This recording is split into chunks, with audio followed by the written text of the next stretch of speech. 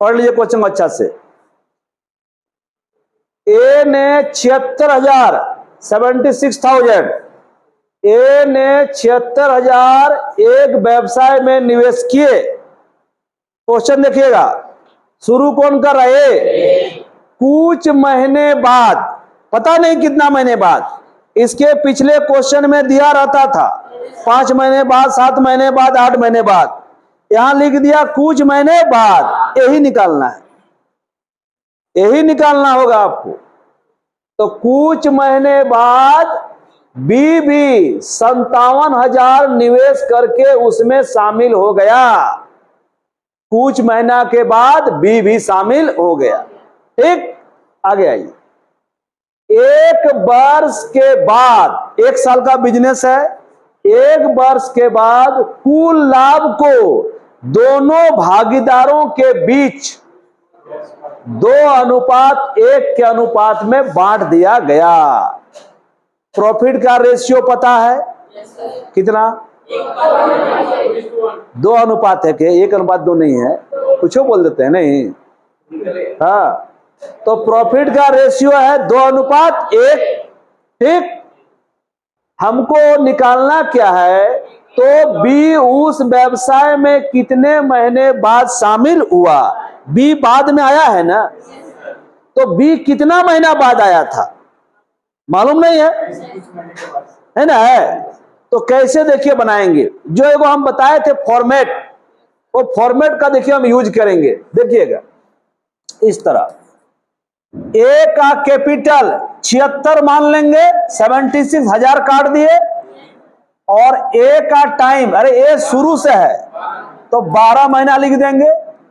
यहां बी का कैपिटल 57 और बी का टाइम मालूम नहीं है एक्स, बराबर यहां लिखाता है प्रॉफिट 2:1। ये फॉर्मेट है। देखिए, कैपिटल इंटू टाइम बराबर प्रॉफिट, कैपिटल इंटू टाइम बराबर प्रॉफिट, लिखे है ना? ये प्रॉफिट का रेशियो यहां लिखाएगा, और इसमें से जो गायब रहेगा उसको एक्स मान लेंगे। अगर कैपिटल गायब रहेगा तो कैपिटल एक्स मान लेंगे, टाइम गायब रहेगा तो टाइम एक्स मान लेंगे। यहां टाइम गायब है, टाइम गायब है। किसका टाइम? बोलिए। तो बी का टाइम क्या मान लिए? एक्स मान लिए। ठीक, अब इसको काटा कुटी कर रहे हैं, एक्स का मान निकाल दे रहे हैं। देखिए एक्स का मान निकालते हैं, काटते हैं इसको। किससे किससे कटेगा बोलिए? सबसे पहले ये दोनों कटेगा ना, 19 से काटिए। किससे? 19 चौके कितना हो जाएगा? 76, और 19 तिये 57, और कटेगा 3 से कट जाएगा बार में, 4 बार में, और कटेगा बराबर के बराबर में, ऊपर ऊपर कटता है, नीचे नीचे कटता है, तो 2 से काट दीजिए। क्या बार में? 2 बार में। अब यहां बचा एक क्रॉस मल्टीप्लिकेशन, तिरछा तिरछी गुना, तो यहां से गुना करेंगे तो कितना आएगा? बोलिए। यहां से गुना करेंगे तो क्या आएगा? एक्स आएगा, और यहां से गुना कीजिए, 4 दूनी 8, एक्स का मान क्या आया? 8 मंथ्स। अब रुकिए, यहीं पर गड़बड़ होगा। यहां जो लिखाता है टाइम, जैसे यहां 12 लिखाया है, यहां जो भी टाइम एक्स देख रहे हैं, ये कौन टाइम है? जितना टाइमिंग रहा वो लिखते हैं ना। ये 12 महीना रहा, तो ये क्या महीना रहा? तो 8 महीना रहा है वो, तो आया कितना महीना बाद? बोलिए। हाँ, हड़बड़ा के 8 महीना आंसर मत मार दीजिएगा, समझ रहे ना? 8 महीना व्यापार में रहा। ये जो टाइम यहां लिखाता है वो टाइम रहता है कितना महीना वो बिजनेस किया। तो एक्स का मान निकला 8 महीना बिजनेस किया, और बोल रहा है कुछ महीने बाद आया है। तो 12 महीना का बिजनेस है, 8 महीना रहा है, तो कितना लेट से आया? 4 महीने लेट से आया। यानी जनवरी, फरवरी, मार्च, अप्रैल, मई में ज्वाइन किया है। कब ज्वाइन किया है? और मई से लेकर दिसंबर तक 8 महीना रहा है, समझ रहे? मई से लेकर दिसंबर तक 8 महीना रहा है। तो आंसर हो जाएगा, जो पूछा है बी उस व्यवसाय में कितने महीने बाद आया? 4 महीना बाद आया। क्या महीना बाद आया? समझ रहे बात को ना? तो आंसर 4 महीना, ये आंसर हो जाएगा। बी 4 महीने बाद आया।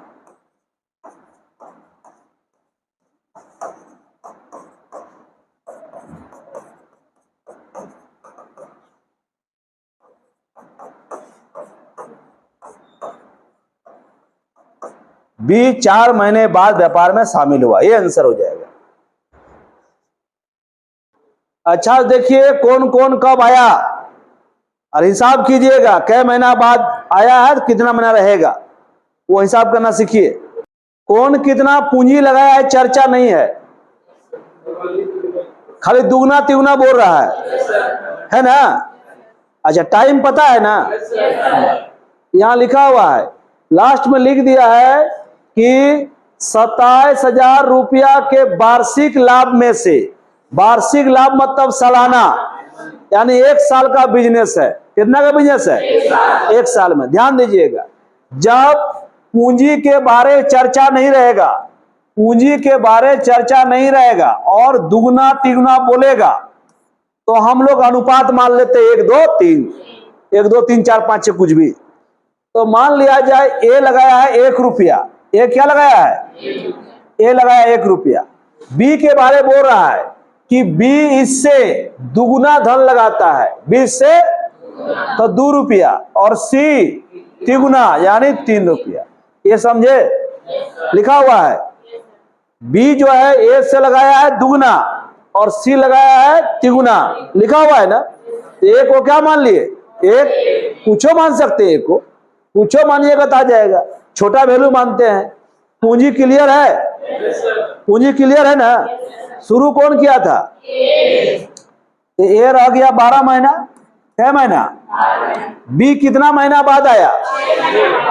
6 महीना बाद बी आया है, 6 महीना बाद आया है, तो कितना महीना रहेगा? 6 महीना ही रहेगा ना, तो 6 महीना हो गया। और सी तथा 8 माह बाद सी आया है, कै महीना बाद? तो 8 महीना बाद आया, तो कितना महीना रहेगा? 8 4 12, 4 महीना रहेगा ना जी। तो सी का टाइम 4 महीना। बोलिए ठीक है। Capital into time, capital into time, capital into time. देख रहे हैं ना, प्रॉफिट का रेशियो आएगा। किसका रेशियो? चलिए 1 और 12 गुना करेंगे 12, 6 और 2 गुना करेंगे 12, 4 3 12, बड़ी सुंदर आ गया। 12 12 12 आ गया। तो अगर काट देंगे तो क्या आएगा? 1 1 1, यही आ गया प्रॉफिट का रेशियो। तो प्रॉफिट का रेशियो हो गया 1 अनुपात 1 अनुपात 1। अरे तीनों का अनुपात 1 1 आ गया, मतलब बराबर आया कि नहीं आया? कितना पैसा दिया हुआ है? 27,000। 27,000 को तीनों आदमी बांटिए, बराबर 9,000 9,000 9,000। क्या लिखना है? नहीं आपका मन नहीं सर, लिखवे करेंगे हम। लिखवे लिखिए। किसका पूछा है?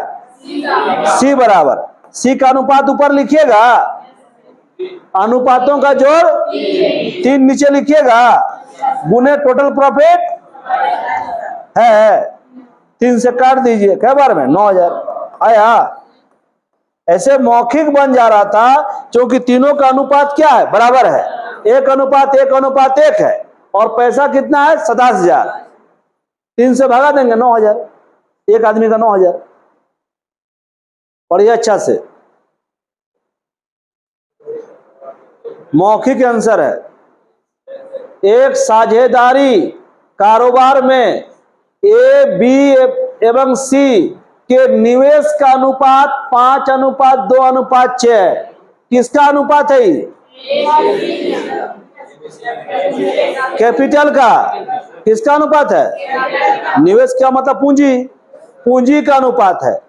और निवेश की अवधि, अवधि मतलब टाइम, टाइम का अनुपात है 2 अनुपात 3 अनुपात 4।